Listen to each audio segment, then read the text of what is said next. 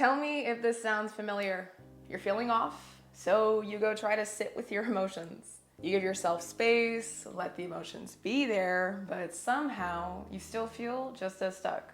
Or maybe worse, because now you're overanalyzing everything, wondering why just feeling it isn't working the way it's supposed to. And everything I just explained to you is exactly why most of the advice all about emotional healing completely misses the mark. Emotions aren't your thoughts, they're energy. And energy does not move by force. It moves through flow and movement.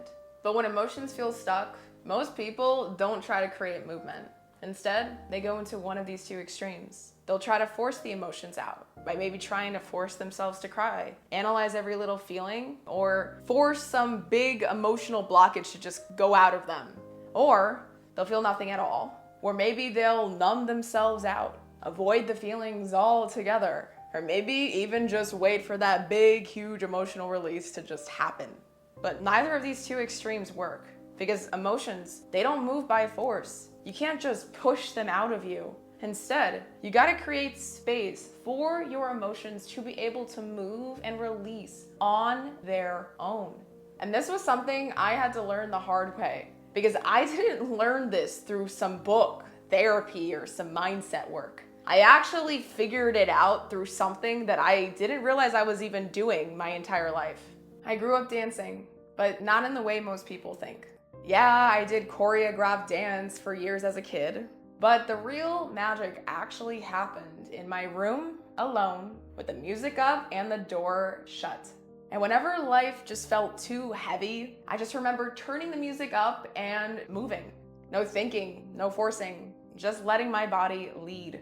And when I started my deep healing journey, I realized that I was still doing the very same thing, just with covered up mirrors to remove all distractions and with more awareness to surrender to the involuntary movements that my body needed to do in order to truly flow. But here's where things took an even bigger turn, because movement wasn't the only thing that unlocked emotions for me. Something else happened, but this time I wasn't moving at all. I was just writing.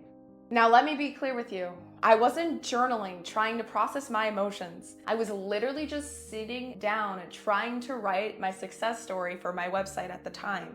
But then something extremely unexpected happened. Every time I sat down to try to write my success story, it was like my subconscious had other plans for me. Because instead of writing about my growth journey and how it led me to where I was, all the pain that I thought I had already dealt with just started to pour out onto the pages. And that's when I realized something massive. I wasn't trying to heal, but healing was happening anyway. It was like the second those words hit the page, my subconscious went finally. Because some of the experiences that I wrote down, I didn't even realize that I was still holding on to until I saw them staring back at me. But here's what threw me off even more. Because even though I still felt this shift of emotional processing happening, I still didn't fully understand why it was. Like, why was movement unlocking emotions I didn't realize I had? And why did writing bring out feelings that I didn't know were still buried? So I started digging deeper until I found the actual science behind it all. Your emotions don't just exist in your thoughts. They live in your nervous system. And if you're just sitting there, overthinking, trying to feel your feelings through pure logic, you're literally blocking the natural process from happening.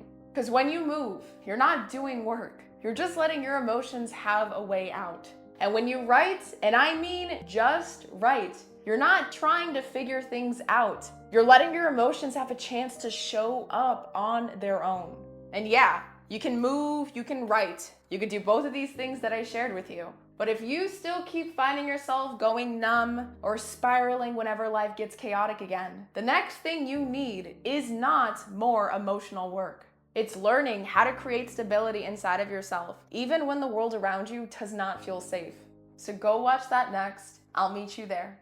Sending you so much love, so much light, and so much trust in your process. You got this.